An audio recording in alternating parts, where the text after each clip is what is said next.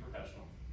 Good afternoon, ladies and gentlemen. Welcome to Mr. Sciscente's Environmental Science class, a class that you guys have been in for an entire year, and I'd love to see you guys do very well on today's Unit 9, Pathogenic Illnesses Vocabulary Kahoot lesson. With that said, before we get started, everybody please make a mental note that our goals for the lesson is over here today. Students will be able to explain the significance of genetic factors, environmental factors, and pathogenic agents to help from the perspectives of both the individual and public health. Now, at this point, we are on day 5 of the week. We have done on day 1, vocabulary assignment. Day 2, we moved right into our lecture 1 notes. Day 3 on Wednesday was when we moved into our first part 1 Kahoot. Day 4 yesterday, we transitioned into our final part 2 of our lecture. And today we are on our final day 5 of the stretch. And we are on our Kahoot part 2, which is a little bit more cumulative. With that said, I'd like everybody at this time to have vocabulary handouts if you do not already have them prepped. And please go ahead and get your cell phones or laptops ready to log into the Kahoot, and let's get rolling. With that said, ladies and gentlemen, I'm going to start in approximately 30 to 60 seconds. The code for us today is going to be 2644232. I'm going to make sure that's written on both sides of the board. Today during our Kahoot lesson, please make sure if you get kicked out at any point, you don't have to stress, just refer to the code and get yourself joined back in as soon as you can.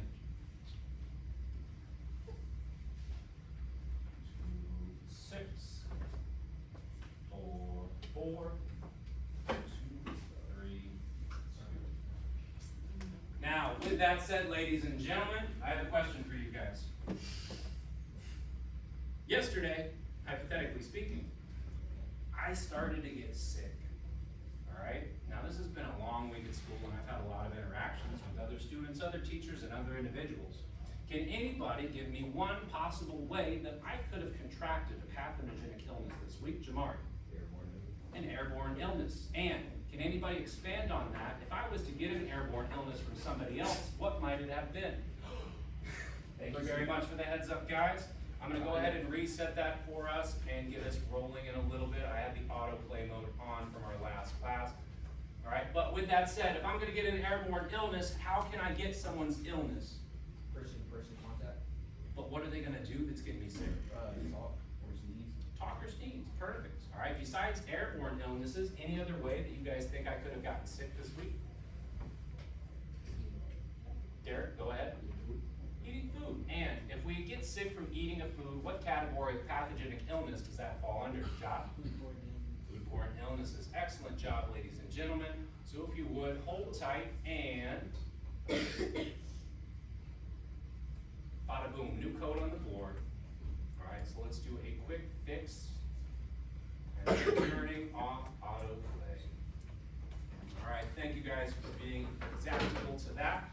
New code is going to be 6431417. All right, Kieran, thanks for the heads up.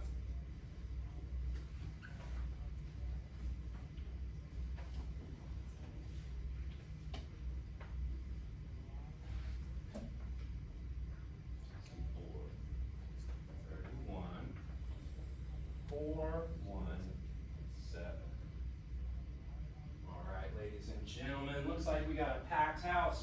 Show of hands, anybody still trying to get in? Excellent.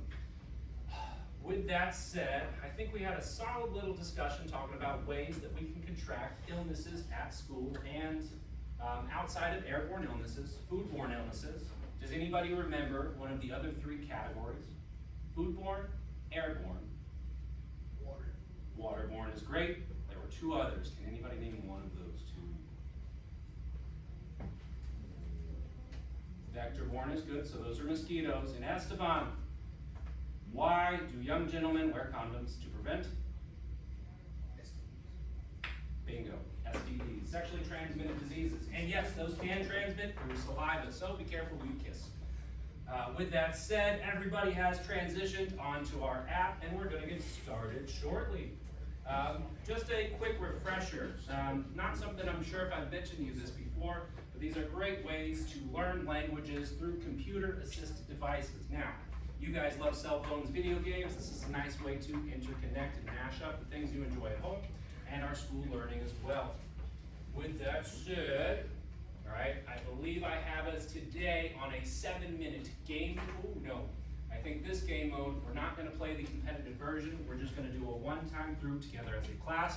And our goal for the day is an 80% accuracy. So with that said, question number 1 of 20 is to select the correct definition for airborne disease. Would it be food poisoning, genetic mutation, skin rashes only, or air spread infections?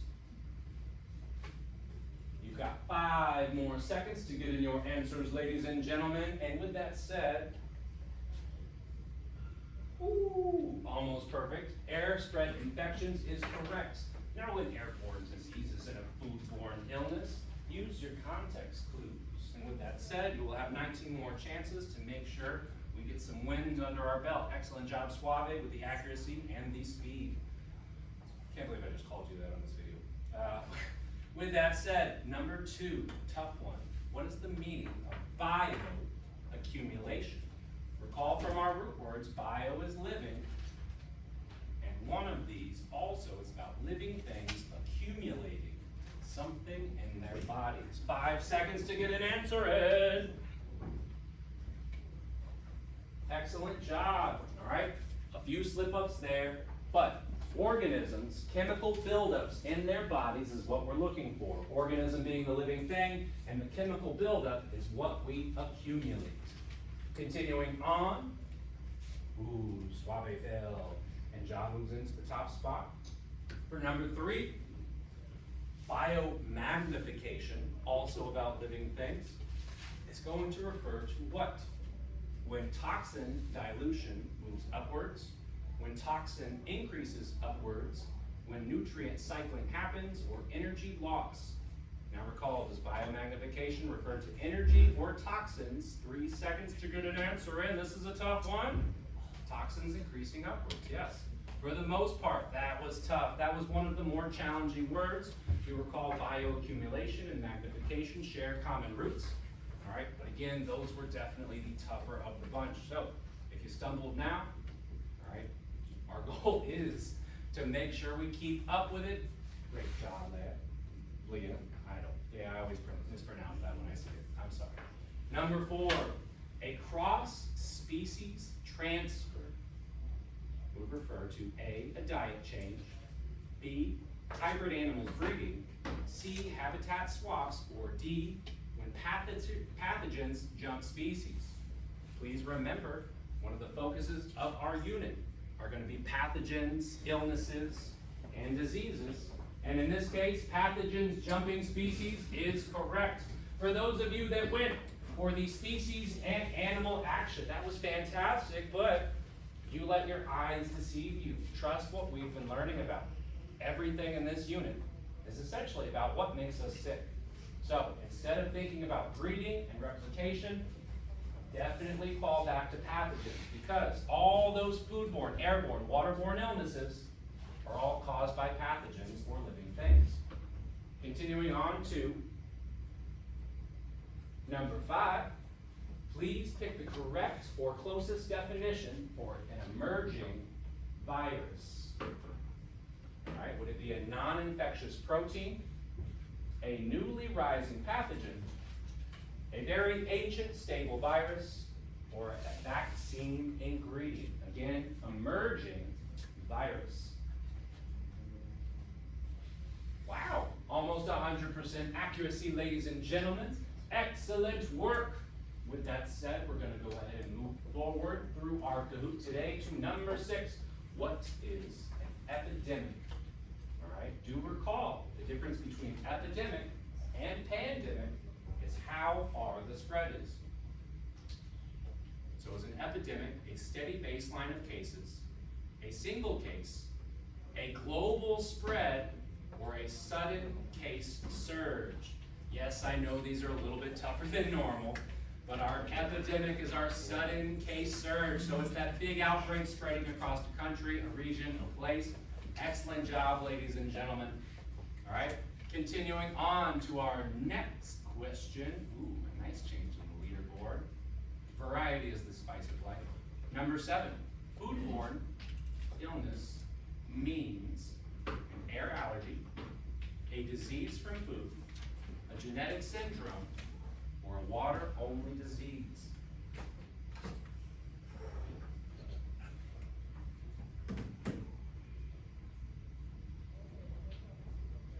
All right, beautiful work, ladies and gentlemen. So our foodborne illness was our disease from food.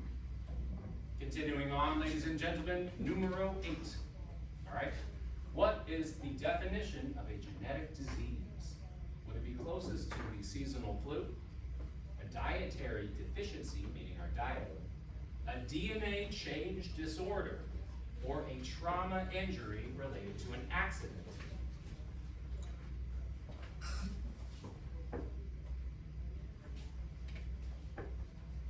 All right, fantastic work, ladies and gentlemen. It looks like we have above an 80% accuracy as a class right now, and I'd love to see that.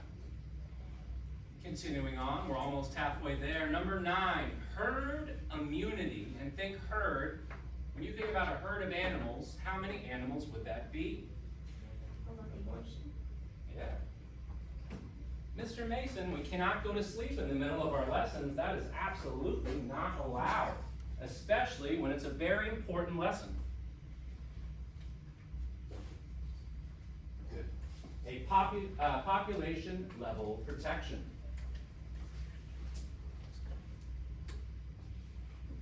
Continuing on to number 10. A non-transmissible disease means what?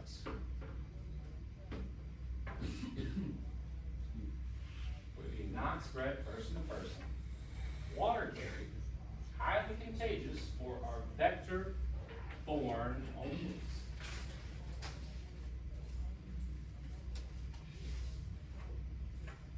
Not spread person to person. Beautiful job, ladies and gentlemen. With that said, continuing on to number 11, please define which answer is closest to an outbreak. Would it be 0 cases, a very local case increase, worldwide spread, or when we roll out vaccines? All right. Again, the term localized is very familiar or similar to the word local. And that's going to be our case. When we have an outbreak, do you recall, guys, was where it starts? Yeah, it's an easy mix-up to make, but worldwide spread. Can we take a pause real fast? Does anybody remember? What's the word for when a disease goes all the way around the world? Pandemic. Everybody knows that. Easy squeezy. So don't doubt yourself about other terms. In this case, we want to use the process of elimination. When we know that means something else, we put it to the side. All right, when in doubt, all right, trust whatever's left. With that said, ladies and gentlemen, all right, we're going to move on to number 12.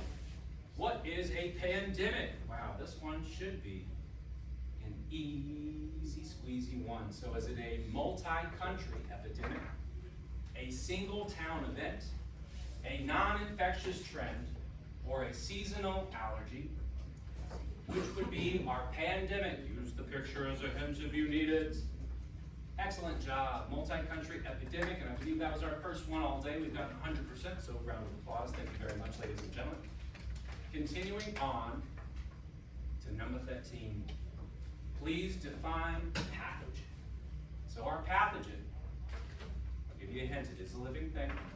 So is it an inherent particle, a human cell, a beneficial symbiont, or a disease-causing microbe?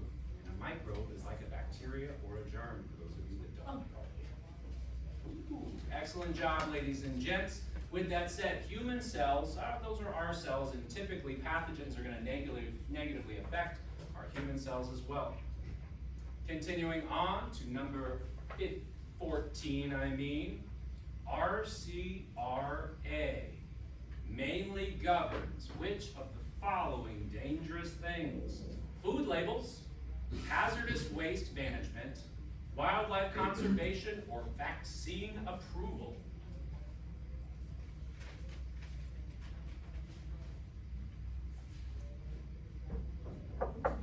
Fantastic. All right, with that said, it is hazardous waste management. All right, ladies and gentlemen, it does look like we are approaching the last 10 minutes of our school day, so I will be picking up the pace a little bit to finish on time. Easy squeezy, STI or STDs refer to sexually transmitted infection, inherited disease disorder, foodborne toxin, or water allergies. 5 seconds, and you didn't even need that. Fantastic job, ladies and gentlemen. All right, it does look like we're one less person now, so if anybody did drop out, please get logged in. The code is on the side of the board. Continuing on to number 16. The Superfund Act refers to, is it the CERCLA cleanups, drug scheduling, healthcare reform, or air quality laws? With that said, pick red, pick red, pick red, pick red, let's go. Wow, you guys are good. Continuing on, ladies and gentlemen, so we can make sure we make it out of here on time. Transmissible diseases are defined as spread between people, non-communicable conditions, nutrient deficiencies, or only genetic origins.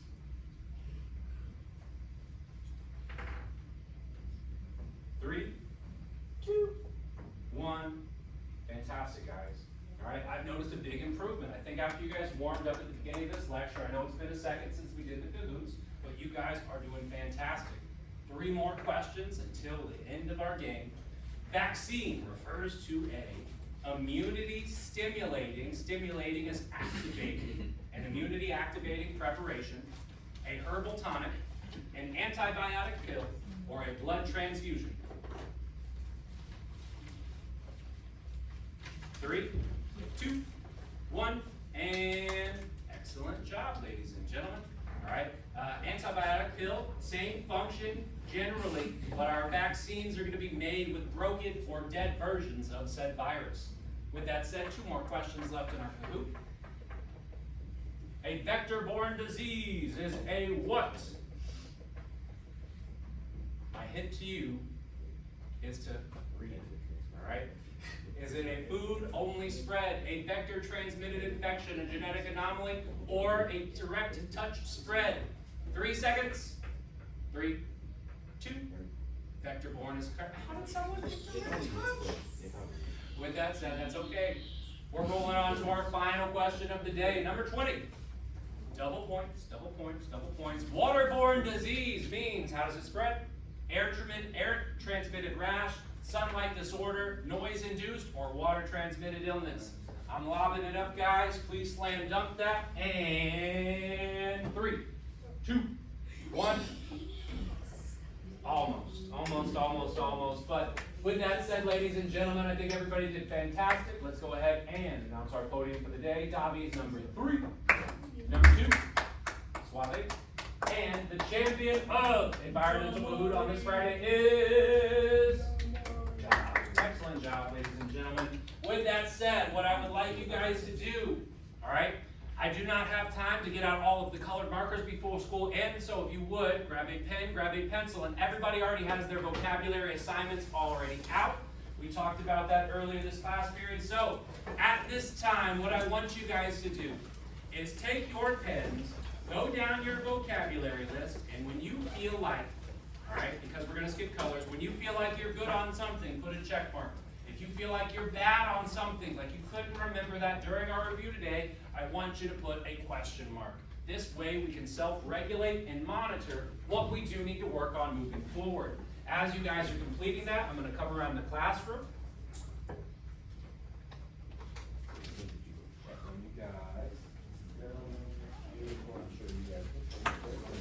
Thank you, Marlo, Atticus, Job, Dobby, Ray, Josh, Chris, excellent.